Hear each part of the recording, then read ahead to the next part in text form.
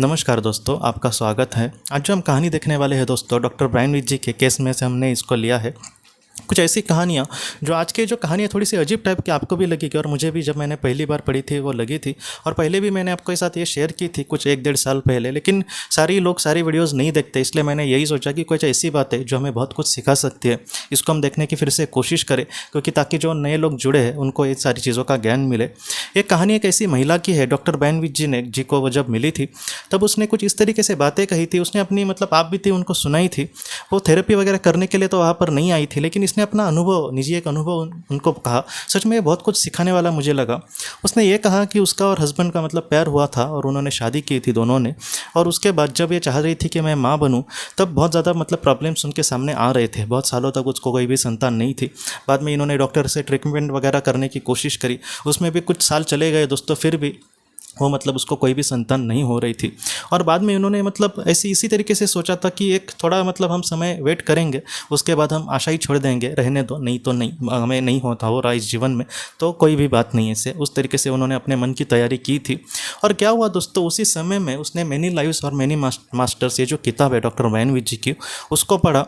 और उसको पढ़ने के बाद उसके मन में ये लिया कि जैसे उससे हमें ज्ञान आराम से मिल जाता है कि हमारे जो करीबी लोग हैं वो ज़्यादातर हमारे समुदाय की आत्मा है। हमारे जो सोलमेट्स होते हैं, जहाँ पर आत्मलोक में हम जिनके साथ रहते हैं, हमारे समुदाय के साथ, उन्हीं के साथ हमारा जीवन हम लेते हैं। और इस जीवन में हमारे जो करीबी लोग हैं वो ज़्यादातर हमारे सोलमेट्स ही होते हैं। ये बात उसको मैनी लाइव्स मैनी मास्टर्स से पता चली। और जब उसको ये बात पता चली दोस्तों, तब उसने ये कहा है कि उसने आसमान में ऐसे अपने सर उठाकर ऐसे आसमान में देखा और कहा, ये आत्माओं है, मेरे करीबी आत्माओं, मुझे पता है कि मेरी जो आवाज़ है वो आप तक पहुँचती होंगी, और अगर संभव हुआ तो आप मेरे साथ अगर जन्म लेना चाहे मेरे घर में तो आप ज़रूर आना, क्योंकि हम दिल से चाहते हैं कि आप हमारे घर पे आओ।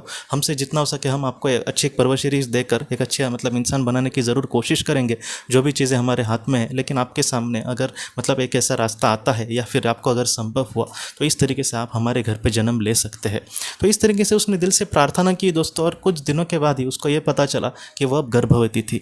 तो ये जो बात थी दोस्तों, उसने डॉक्टर ब्रायन विच जी को कही थी। ये जो कहानी है कहीं ना कहीं एक थोड़ी सी अजीब टाइप की, ऐसे ज़्यादातर हम केसेस देखते नहीं, लेकिन ये भी हो सकता है कि एक विशिष्ट समय होने के बाद ही शायद उसको बच्चा होने वाला था, तो ये भी हो सकता है। और दूसरा ये भी हो सकता है दोस्तों कि जैसे हम देखते हैं कि प्रार्थना में सचमुच बहुत ताकत होती है। हम यही सोचते हैं कि हम कितने बार प्रार्थना करते हैं लेकिन वो ईश्वर तक नहीं पहुंचती होगी। कभी कभी हमारे जीवन में कुछ अगर संघर्ष दिखे है तो ऐसे समय में हम कितना भी प्रार्थना करें उसका अच्छा रिजल्ट नहीं आएगा, लेकिन इसलिए हम प्रार्थना ही करना छोड़ दें, ऐसा नहीं है। जितना हो सके, मैं भी जिन लोगों ने किसी अपने को खोया है तो उनको भी बोलता रहता हूँ कि आप दिन में 2 बार तो कम से कम प्रार्थना करना। प्रार्थना क्या करनी है मैं व्हाट्सएप पर भी भेजता हूँ, बीच बीच में आपको वीडियो में भी बताता हूँ।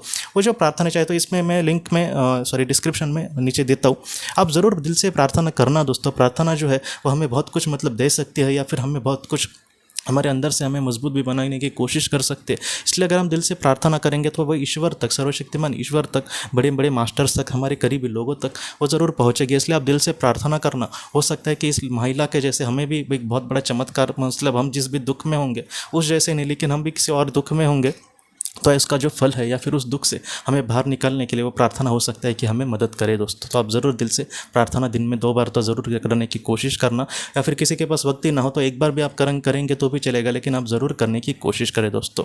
तो दोस्तों, हम अपने अगली वीडियो में किसी नए विषय को लेकर मिलेंगे।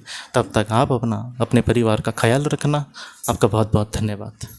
ज़िंदगी की रोशनी ये एक कंसल्टेंसी है जो ऐसे लोगों को मदद करने की कोशिश करती है जिन्होंने किसी अपने को खोया है, या फिर जो लोग अपने जीवन में बहुत ही ज़्यादा दुखी है। जो लोग इस संस्था के साथ जुड़ते हैं उन्हें पास्ट लाइफ रिग्रेशन की ऑडियोज़ भेजी जाएगी, जिससे घर बैठे वह पास्ट लाइफ रिग्रेशन का अभ्यास कर सकते हैं। और उन्हें 5 मेडिटेशन ध्यान की भी ऑडियोज़ भेजी जाएगी, और इसके साथ साथ उन्हें PDF किताबें भेजी जाएंगी जो हिंदी और अंग्रेज़ी में है, जो मोबाइल पर या फिर लैपटॉप पर आप उसे पढ़ सकते हैं।